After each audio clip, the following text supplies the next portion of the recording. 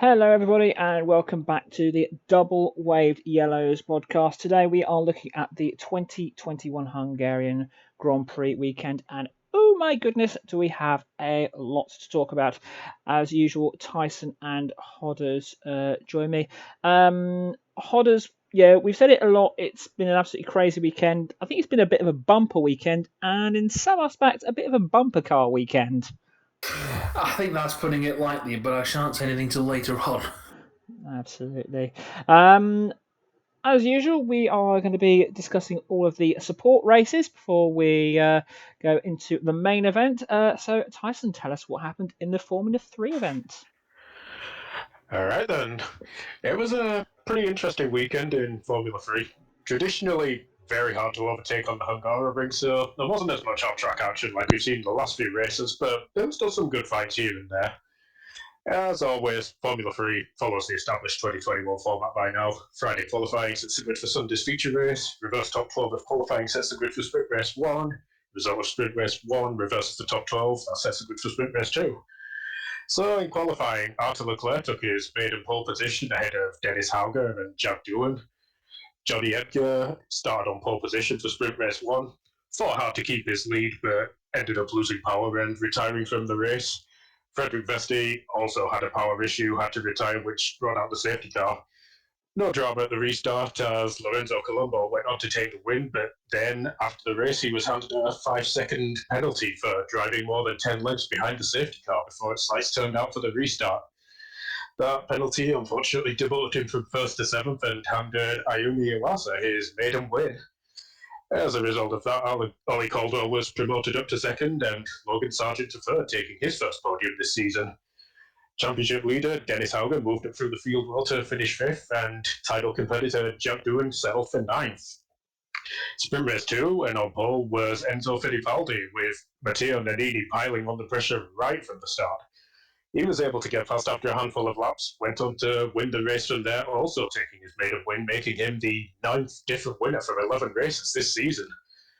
Fittipaldi slogged in behind him in second, and Roman Stanek finished third after holding off Alexander Smolia.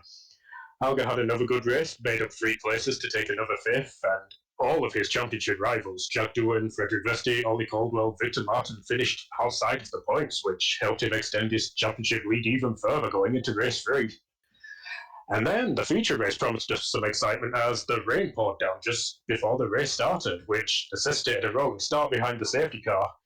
Martin unfortunately compounded his miserable weekend after contact with Oliver Rasmussen.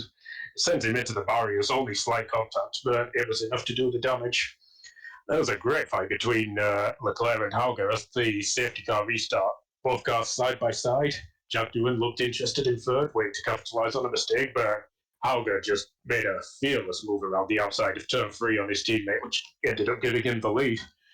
From there, the track dried up extremely quickly. You could tell everyone was struggling for grip, and 2 major incidents brought everything to a screeching halt as first Stanek collided with Amari Cordial, sent both of them off track, and then a really nasty one as Rafael Villagomez and Ido Cohen collided, sent Cohen spinning in the middle of the track, and Laszlo Toff ended up running up and over the top of him.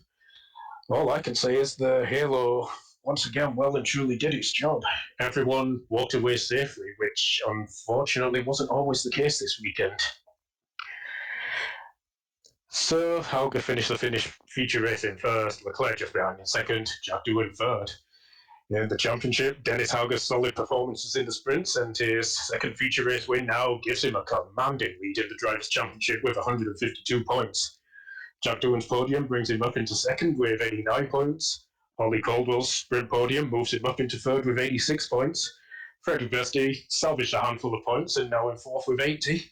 Alexander Smolia, Clement Novalak, consistent weekends for both of them, scoring points in all 3 races, bring them into 5th and 6th with 73 and 70 points respectively, and Victor Martin's disastrous weekend keeps him on 66 points, dropping him down into 7th.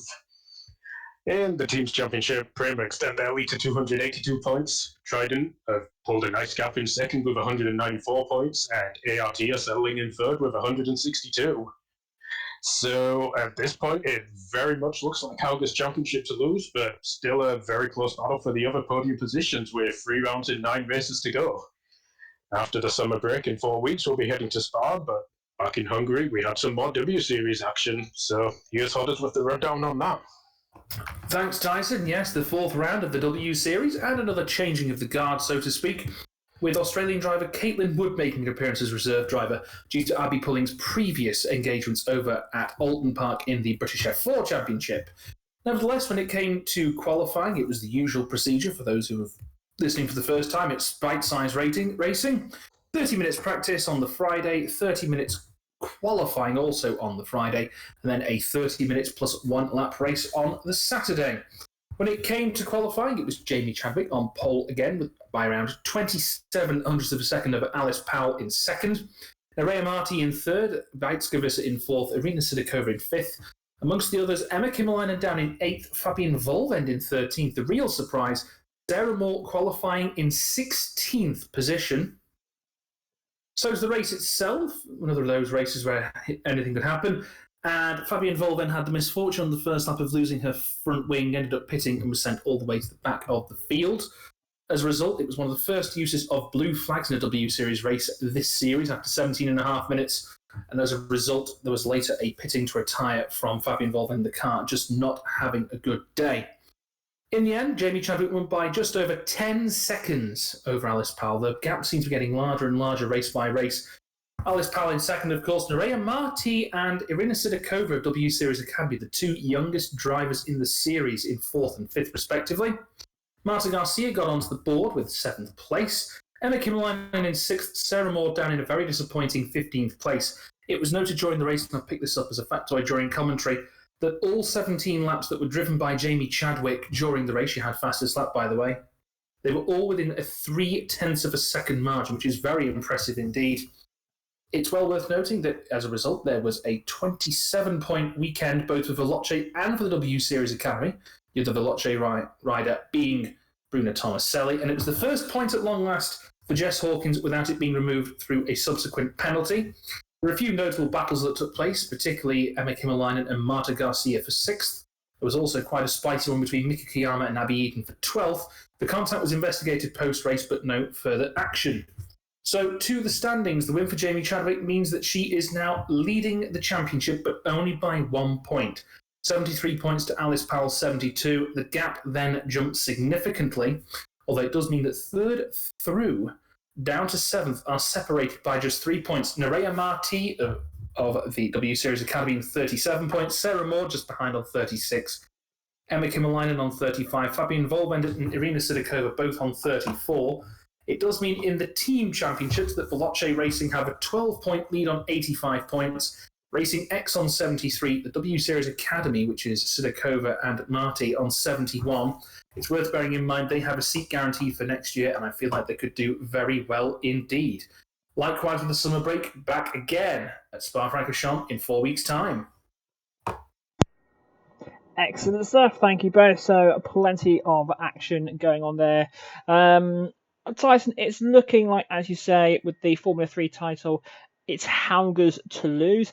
Is it likely that Doohan could put on a late sprint in the remaining races to possibly catch him?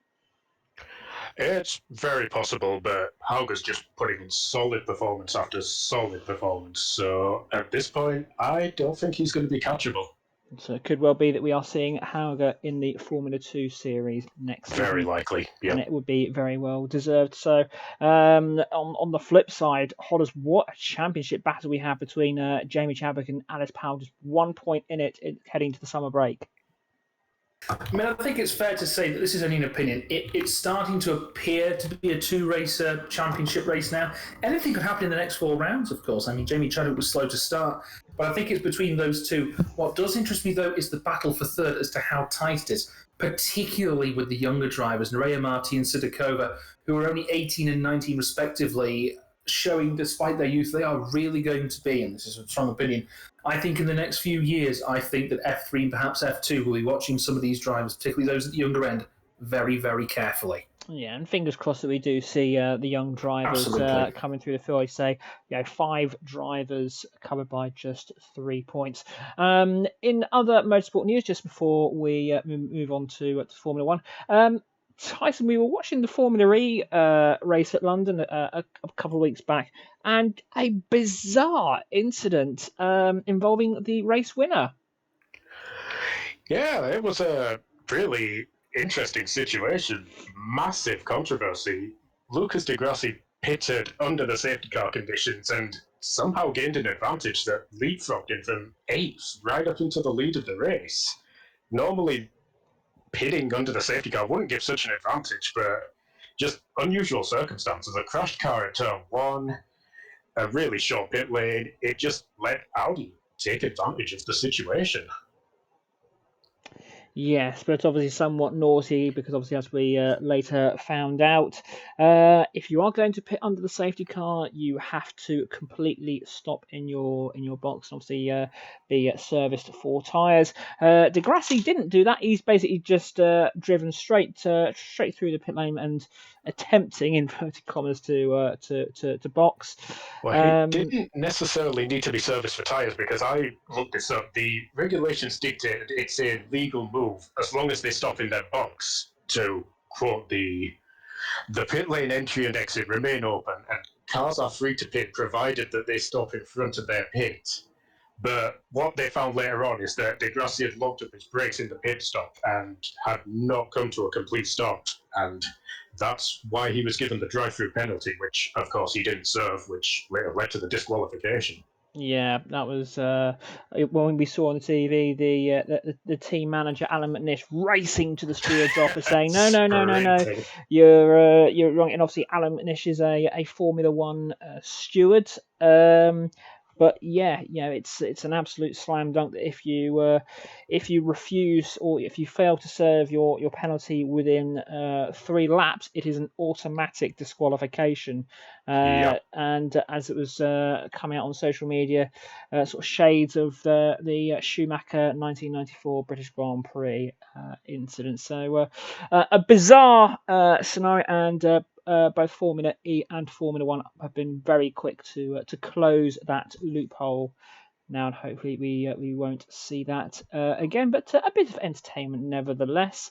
Also, during the race weekend, the Williams Formula One reserve driver Jack Aitken sustained fractures to his collarbone and vertebrae in a huge shunt at Spa-Francorchamps during the 24-hour race there. Jack, from everyone at Double Wave Yellows, best wishes for a full and speedy recovery. Hope you are racing again soon. Right, shall we get on to the main event? And there was a lot to talk about. So, main headlines. Esteban Ocon becomes the 111th driver to win a Formula One Grand Prix, taking the checkered flag in Budapest. Meanwhile, Bottas causes a 5-car crash at turn 1, triggering the safety car and then a red flag. Sebastian Vettel finishes second, only to be disqualified after the race for fuel irregularities. Hamilton and Sainz completed the podium.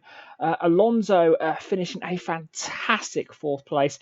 The AlphaTauris of Gasly and Tsunoda finishing 5th and 6th. Gasly with the fastest lap points. Latifi and Russell score Williams' first point, finally, in 7th and 8th. Verstappen finishing 9th, having survived that first lap pile-up. Kimi Raikkonen finishing out the top 10. So let's have a chat on the drivers that we were having a peek at over the weekend. And my one, I really can pick them cards. So my first pick, unfortunately, was Valtteri Bottas, qualified on the front row of the grid alongside Lewis Hamilton. It was Mercedes' second front row lockout of the season. Unfortunately, he only made it as far as the first corner, completely getting his braking wrong into turn 1, taking out Norris and Perez, and also causing major damage to Verstappen. He's been given a 5-place grid penalty for the next race. Hodders, I'll come to you first. For a driver as experienced as Bottas, what was he doing? What was he not doing is more the... what was he not doing? I think the answer there is thinking. I mean, to break early and think, oh dear, I need to pick up speed and do what he did, particularly when it was a wet track, it was incredibly careless, and I feel like the grid penalty was somewhat lenient, considering I know it's not impact-based sanctions, but again, it almost felt like it warranted more than just a 5-place grid penalty. For somebody of his calibre and experience, it was highly disappointing. Yeah, I mean the stewards note does say, although they took into account the fact that it was a wet track, the phrase they used was that Bottas was wholly at fault for the collision. Tyson, we obviously mentioned that he's got a 5th place. We think it should have been more. The fact that he's taken out Lando Norris, he's taken out Perez, he's severely damaged Max Verstappen's car, and then he's possibly helped to cause the other pilot, which we'll talk about in a bit. Is 5 places enough? Probably not. I honestly think he should have gotten 10 because he ruined so many races by that. It was just a careless mistake on his part. Mm-hmm. And obviously there were further ramifications, which we will discuss later on. Hodders, one of your choices was in that collision, Sergio Perez. Absolutely was. I mean, before that point, he had a rather good weekend. He was featuring frequently in the top 8 to 10 in practice when it came to the qualifying. He qualified P4, although it was noted that there was a bit of hoo-ha because it was reckoned by some that he was blocked by Lewis Hamilton on the final lap of qualifying, thus meaning he couldn't complete his lap due to Hamilton on a go-slow. It's questionable whether that was unsporting or not, though. In the end, it didn't really matter, as he was, as you said, taken out in that multi-car collision by Valtteri Bottas, having been collided into himself by Lando Norris, who, bless him, we saw on the in-car camera, he did everything he could to avoid hitting Perez, but he really was in between a rock and a hard place. Yeah, absolutely, really, really tricky there.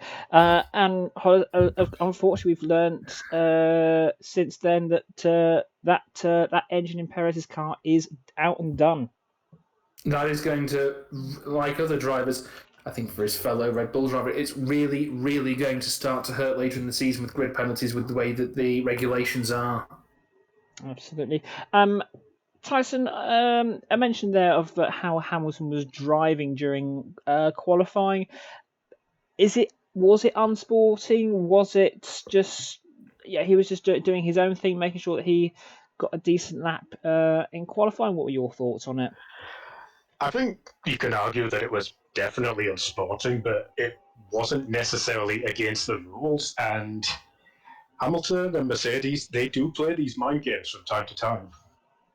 Mm-hmm. Yeah, I mean, I think you could argue not within the spirit of the rules, but obviously there was nothing unduly wrong, and as far as the stewards could see, they didn't penalise Hamilton as such.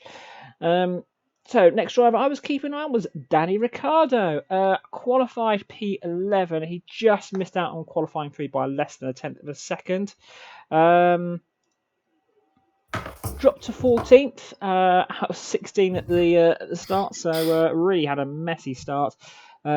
Pitted on lap 20 with hards and went all the way to the end from there. He was passed by Raikkonen with just 3 laps to go, finishing 12th, but obviously later promoted to 11th with Vettel's disqualification. So potentially a point missed out there by Danny Rick. Hodders, an okay weekend for Danny Rick. I think as the season's gone, I think a suitable mid-pack performance will be seen as respectable for Danny Rick. I think, as I've mentioned on previous podcasts, he's still getting acclimatised to the McLaren car, and I think he's still continuing that learning process at this point. I think he's always going to be sort of second behind Lando in the pecking order. Having said that, it doesn't take away from being a very competent driver. He had a relatively quiet weekend, which I suppose for him is good going in the whole scheme of things that happened. Mm-hmm. But Tyson, we've mentioned it quite a lot this season that Danny Rick, he's trying to get used to the car. He's still trying to acclimatise to the McLaren way of things. At what point do those excuses stop? Because Lando Norris is thrashing him in both the qualifying and the race stats. Yeah, I think he does need to just become a little more consistent in that McLaren because we've seen him have really good weekends. We've seen him have, well, relatively poor weekends. We'll say hopefully the 4 weeks off will allow Danny Rick to recharge his batteries and go again. Hodders, we're going to move on to your next choice, and you were having a pick at Lance Stroll. Yes, you said it right there, Lance Stroll. And what a person to pick. We both seem to have picked those who've caused crashes, and Lance Stroll's one of them. He finished qualifying in 12th place. He only missed Q3 by just under 1/10 of a second. I think it was 1,000 short of it. And as we know, on the first lap, he caused the secondary crash that took out Charles Leclerc, in addition to causing the latter's engine to be written off. Not a great weekend for him at all. And Stroll also getting a 5-place grid penalty. Again, Tyson, we're obviously talking about, I think 5 places for Lance Stroll seems fairer, but again, he has caused not only a driver to be eliminated from the race, but he's written the engine off as well, which in the current climate is not good. Yeah, when it comes to the budget caps and everything now, that could be very costly to Ferrari later on. Yeah, absolutely. Finally, the third driver I picked was Nikita Mazepin, thinking wet race, I might have something to talk about here. Qualified last, nearly a second behind Nicholas Latifi in the Williams. He unfortunately was slightly caught up in the lap one, as he did have to pit for repairs. He then pitted again at the end of the safety car lap for the race resumption to change the dries. But unfortunately, as he was coming in, he was hit by Kimi Räikkönen in the pit lane, who was released early, unfortunately, damaging his suspension, and Nikita Mazepin was out. Räikkönen getting a 10-second time penalty for that incident.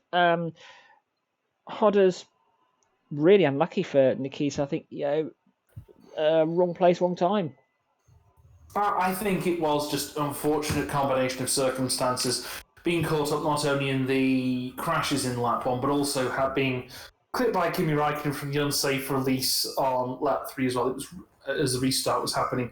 Very unfortunate, particularly when, for the last number of races, we've said this, Nikita Mazepin's been relatively quiet and consistently getting on with the race.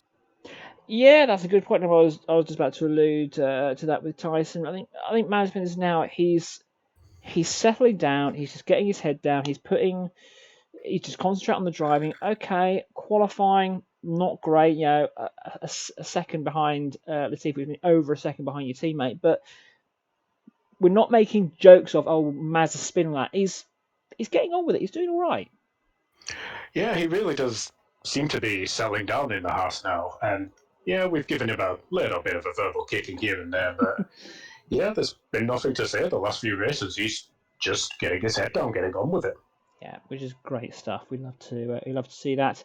And finally, Hodders, Latifi, what a weekend he had. He absolutely did, considering that his weekend didn't start with the greatest of performances in the lower echelons in practice. He qualified in 18th, which was the second slowest time that was set, considering that Mick Schumacher didn't use the practice crash. But when it came to the race itself, I mean, both Williamses did well. But again, Nicholas Latifi just had a brilliant drive. He got up into that top 10, and he stayed there. Therefore, his first championship points of any kind in any championship since the final race of the F2 Championship in Abu Dhabi in 2019, when he was on the podium. Yeah, great stuff. Tyson, I think there's not much more to say in that. It's a superb, mature performance there. Yeah, really great stuff. Everything just fell well for Williams this weekend, and it's about time as well. It's great to see them up in the points. Yeah, they've had so much bad luck over not just this season, but the last couple of seasons. And I think for all the bad luck they've had this weekend, just all of that good fortune has just come in one go, which is absolutely fantastic to see, and we're really, really happy to see that. So moving on to the winners and spinners, we're going to have a look at the teams and the drivers, which ones had a memorable weekend and who had one that really wasn't one they want to remember in a hurry.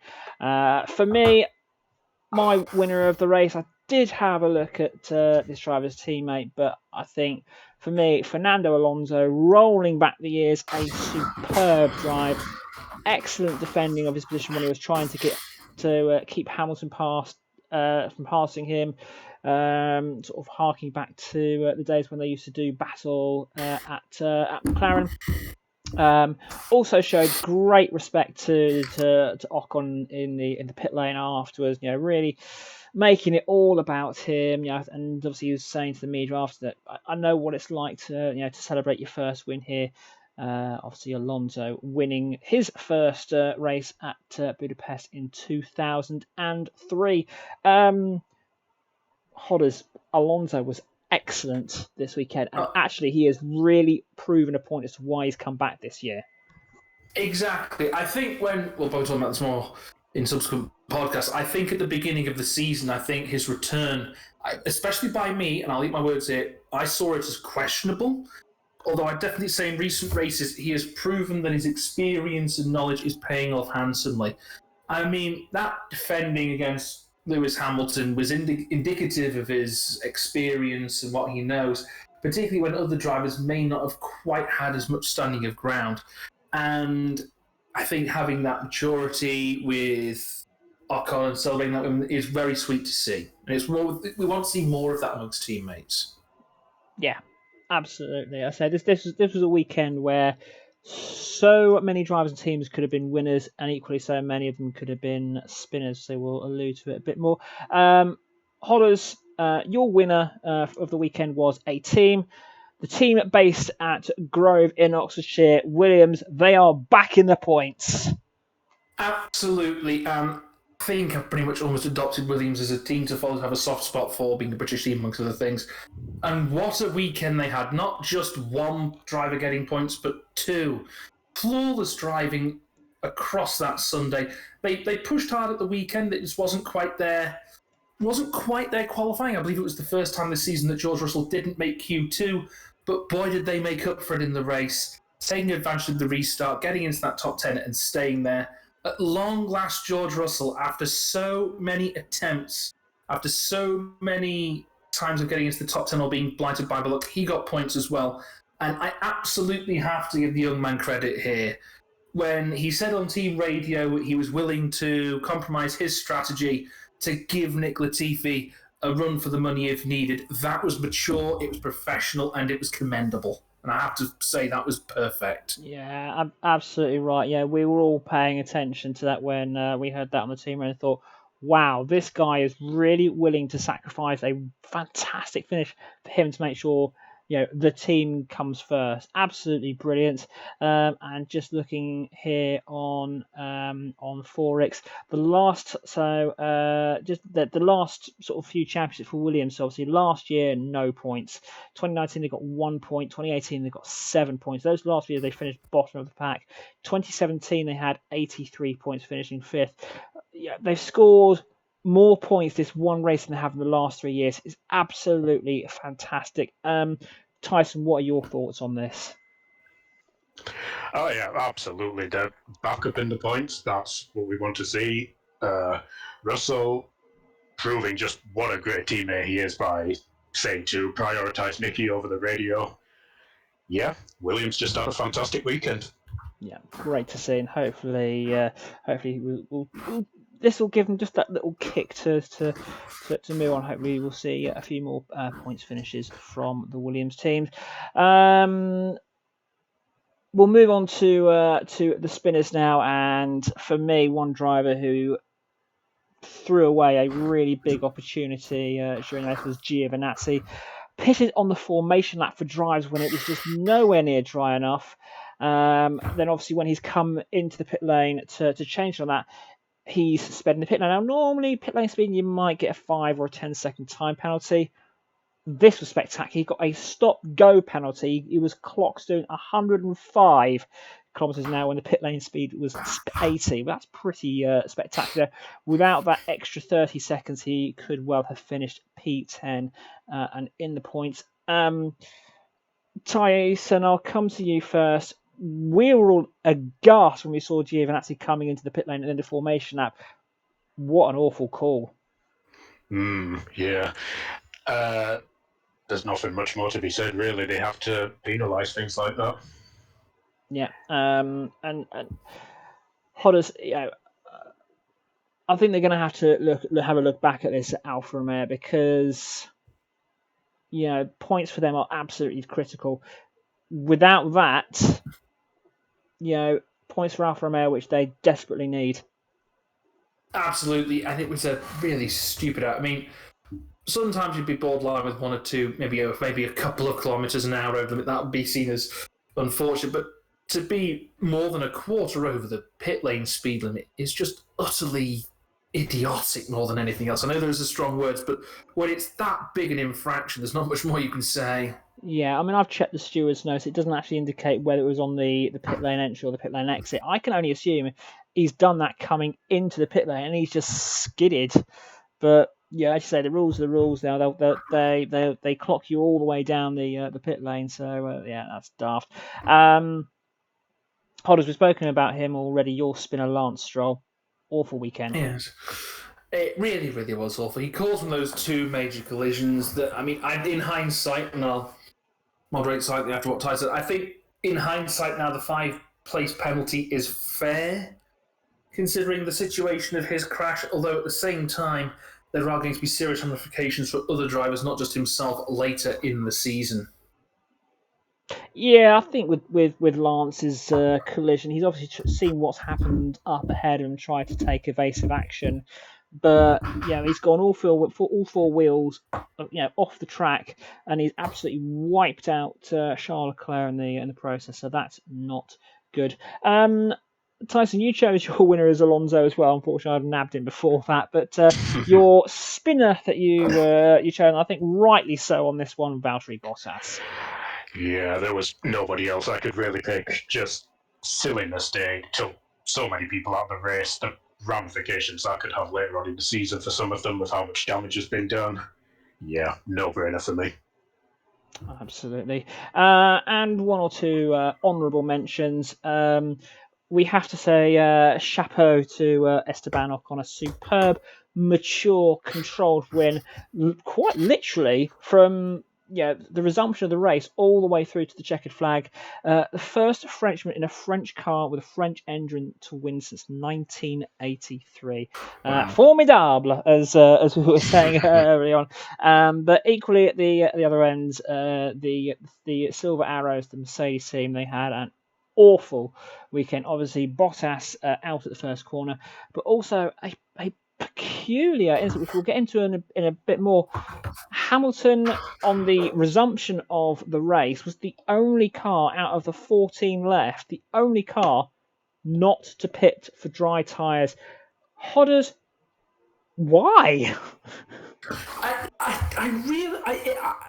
We've had 4 days since the time of recording, since the race took place, and I still can't get my head around it. You'd think it's drying up, go on to dry tyres, and it probably... I think it almost certainly went on to punish him big time in the end. I know he finished quite high up, but I still think it cost him dearly by making that error. Once again, Mercedes with the tyres. What are they doing? Yeah, and Tyson, this is not the first time where we've seen Mercedes make a strategy boo-boo. This potentially, they could have won this race. And also, they've got access to all of the other team runners. They must have heard 13 other pit crews saying, box this lap. So I really do not understand why they kept him out. Yeah, it does seem that they usually have a plan going into the race, and when something happens, they just fall over themselves, really. The only thing I can think is that they thought with Hamilton being first in the pit lane, there was a chance he would have got massively held up by all the other cars, and they wanted to get him some clean air on the dry tyres, perhaps.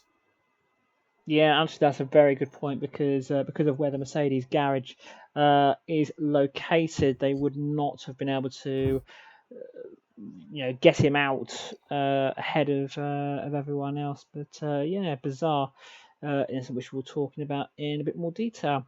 So let's have a look at the talking points, and we've discussed it at detail of quite a fair bit. The lap 1 incident where Bottas, he's braked quite a fair bit early going into turn 1. He's realised to brake early, so he's got back on the power, and at that point then realised, I should be on the brake. So he slams into Norris, who hits Verstappen. Bottas then also takes out Sergio Perez. Bottas, Norris, and Perez are out on the spot. Max is able to continue with significant damage to the car. Stroll also hits Leclerc, both of those out. So you've got 5 cars out in the first corner, which is really, really messy. Hodders, I strongly suspect the drivers may get a talking to at Spa, because we're seeing a lot of red flags, a lot of lap 1 incidents, more so than the usual let them race. We don't want to see this. I mean, yes, there's that mentality of let them race, true. But at the same time, let's ensure that they race properly and actually use their minds more tactfully, dare I say. I think it's just a case of Michael Masi needs to have a briefing with the drivers and said, bearing in mind, we have had 2 back-to-back red flags in terms of races. Early on, this must stop. It's a slam dunk that they really need to be more careful and really take into account conditions as well. Especially considering that it was wet this time. You would expect more incidents to happen, but not like that. Yeah, I mean, we've had 4 races this year already out of 11 red flags. Over a third of the races, which is absolutely bonkers. We don't want to see that those sort of antics going on. I'm just also checking the rest of my notes.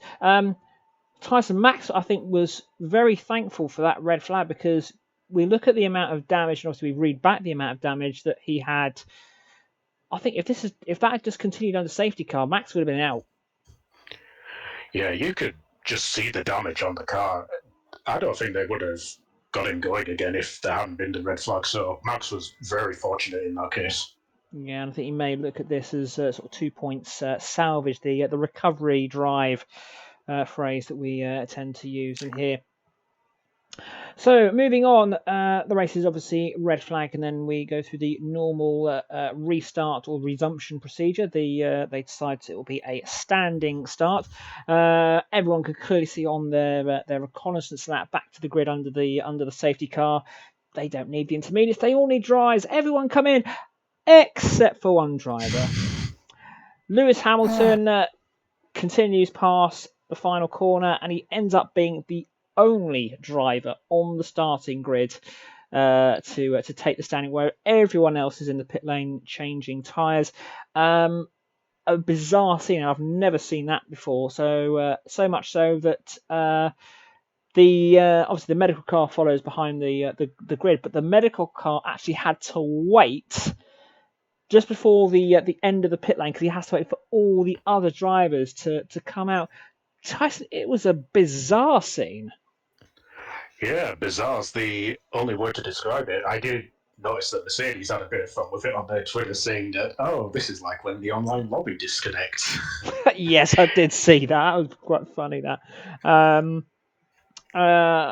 Hodders, we've already mentioned it was a mess up, to put it politely, from Mercedes.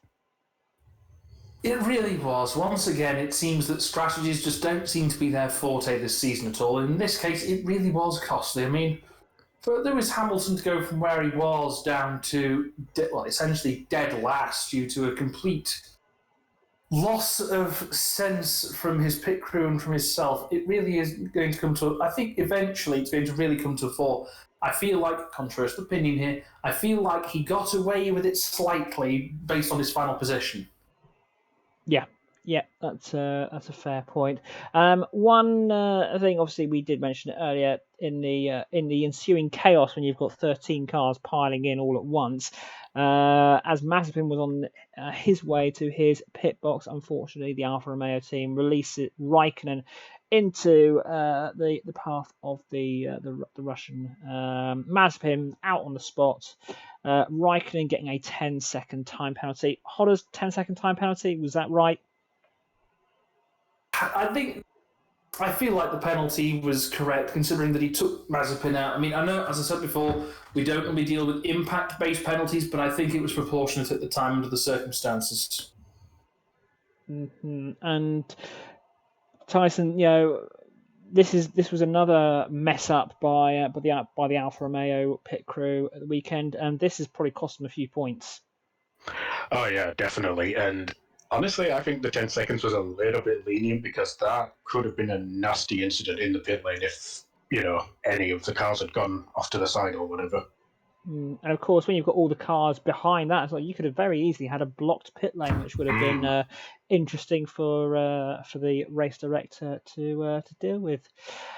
So moving on to the next big bit, and we were just salivating over this when it was gone. The battle between Alonso and Hamilton. Hodders, brilliant stuff. This is the sort of racing that we actually want to see, that isn't causing damage or crashes. Brilliant, mature driving from Fernando Alonso, defending for many, many laps until the end, where other drivers may well have just given it away or not quite had as much. I mean, the amount of times until the eventual pass, partly due to Alonso locking up, where Hamilton was pushing hard on DRS and was persistently being denied, that's the sort of racing that people want to see. Yeah, absolutely. And Tyson, Hodders has mentioned that obviously other drivers may not have dealt with the pressure as well. There could have also been sort of the flip side in that one of them could have ended up forcing Hamilton off.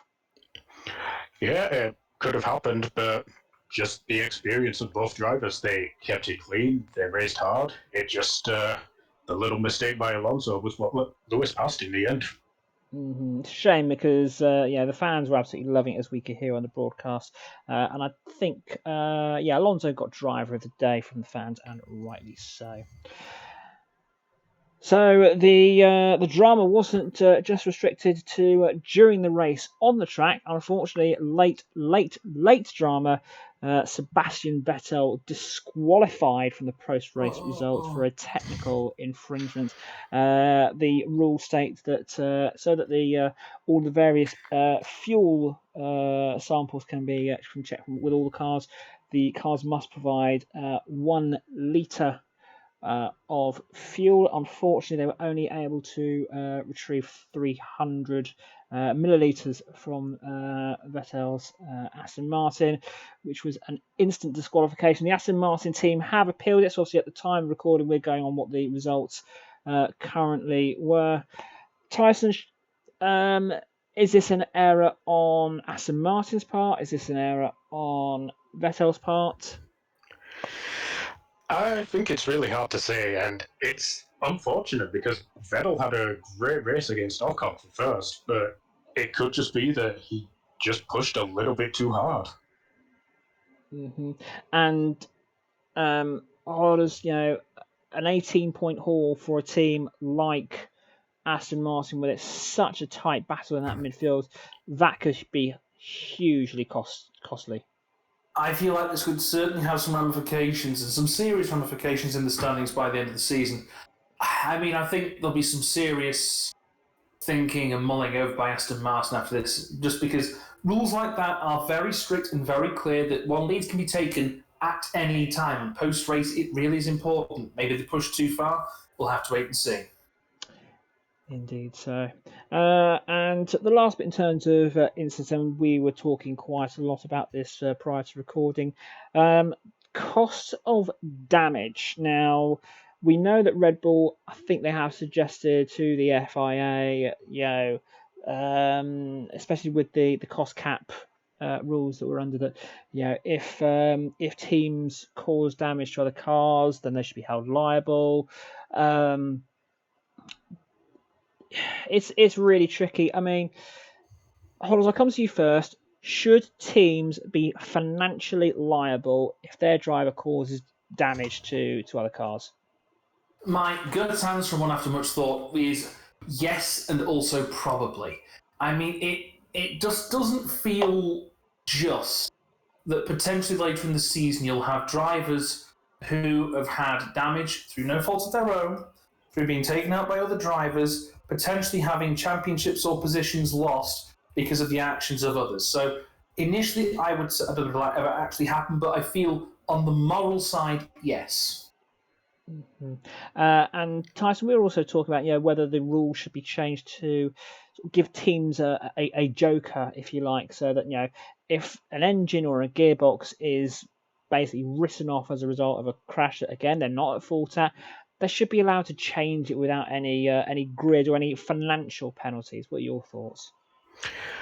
I just think it's an interesting discussion because they do, have to manage all of these engines and stuff throughout the entire season. I think, if something happens through no fault of their own, they should maybe be allowed one change. It'll be interesting, and it may well be that these are rules that get tweaked ahead of the 2022 season. We will wait and see. So, moving on to the Lewis versus Max battle, round 11 of the 2021 season. And it was kind of one where actually the drivers didn't really get to battle together as much. Obviously, Bottas being the key factor in this, causing significant damage to Verstappen. Verstappen has gone from having a 32-point lead after the Austrian races to an 8-point deficit going into the summer break. Hodders, again, we were looking back at all the various stats prior to recording. You reckon he's lost more than just that 40 points over the last couple of races?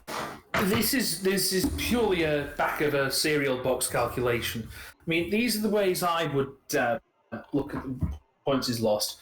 First off, you look to Azerbaijan where his tyres blew. I think if that hadn't happened, I feel like that's 25 to begin with.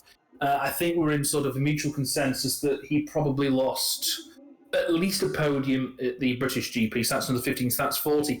And I feel like he would have probably been in podium contention or at least top 5 had it not been for what happened this weekend at Hungary. So I would say it could be 40, but possibly even nearer to 50 points in the end. Yeah, and those points could prove absolutely critical come the end of the season. Tyson, we're obviously heading now into this 4-week summer break, 2 of which the factories have to just close completely, no work on the cars at all. Out of the title contenders, who would you say needs the summer break to recharge, and who would you say has that momentum they would rather it keep going? I would definitely say Max needs the summer break at this point, especially after the last 2 races. Red Bull, they could have swept the Hamilton-Verstappen incident under the rug. Instead, they decided to pursue it, and I think you can see mentally it's gone to Max. He got very snappy at some of the reporters. Yeah, we've not really seen Max like that, but then again, he's obviously never been in a championship battle before. So looking at the championship standings in the Drivers' Championship, Lewis has gone from being 8 points behind to 8 points ahead going into the summer break. It's the first time he leads the Drivers' Championship since the Spanish Grand Prix 7 races ago. Norris, Bottas and Perez with their DNFs, they stay 3rd, 4th and 5th. Carlos Sainz jumps up to 6th, and most notably Esteban Ocon jumps from 13th to 10th with his first win. In the Constructors' Championship, Mercedes now lead by 12 points, having been 44 points behind 2 races ago.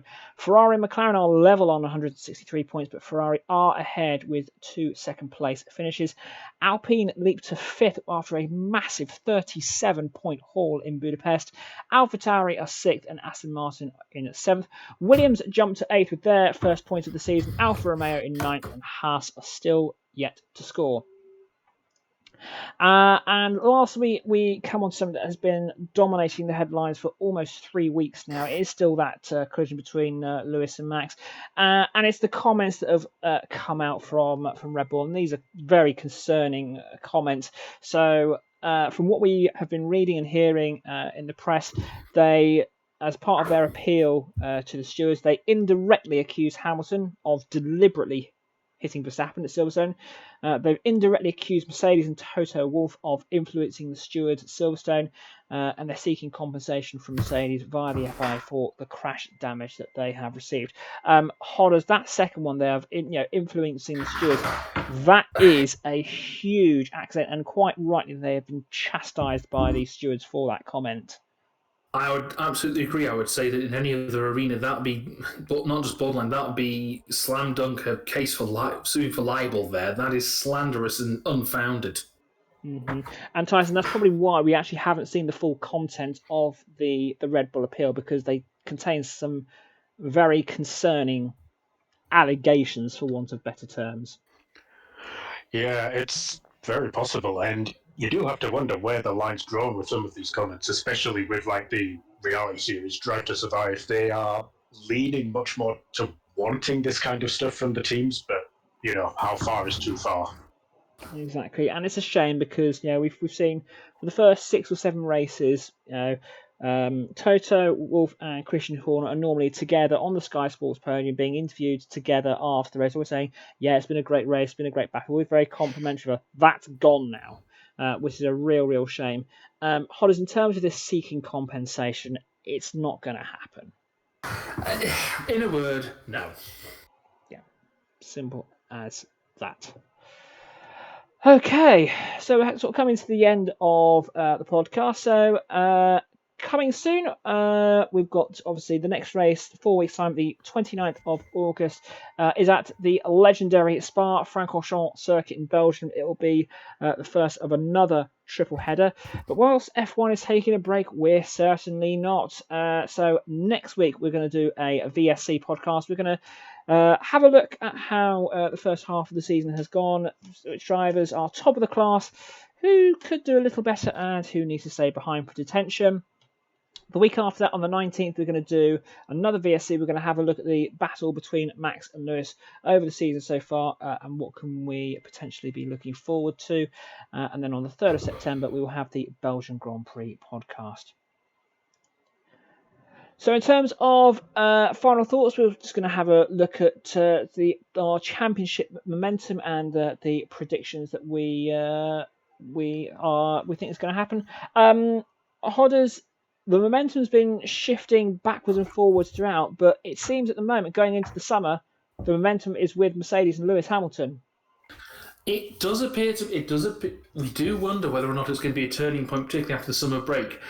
The momentum does seem to be going his way, right or wrong, whether it's through fortune of himself or misfortune of others, but it's still one very much to watch when it comes to the championship race. It is not decided yet.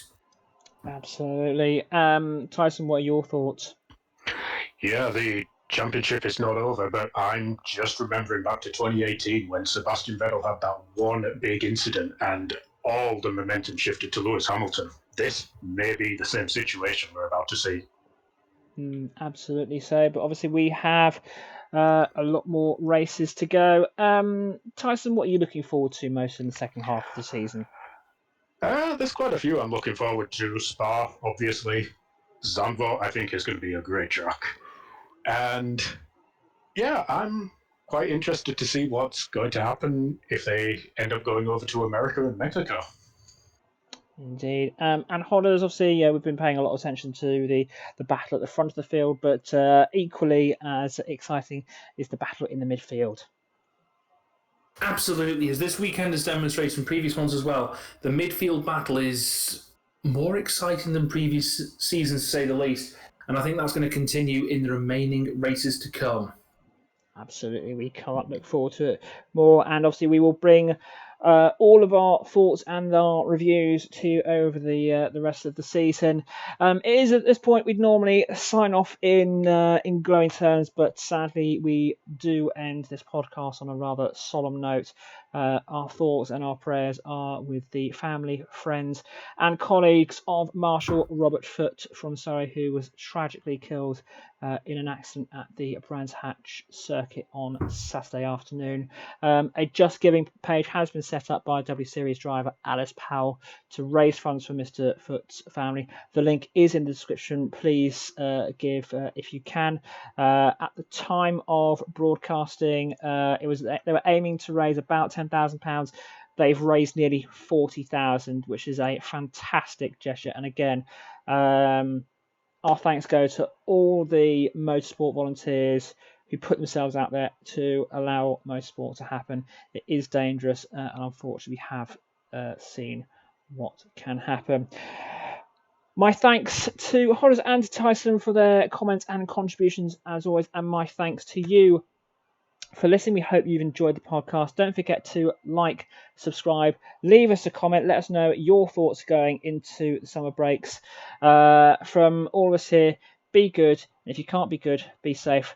From all of us here, goodbye.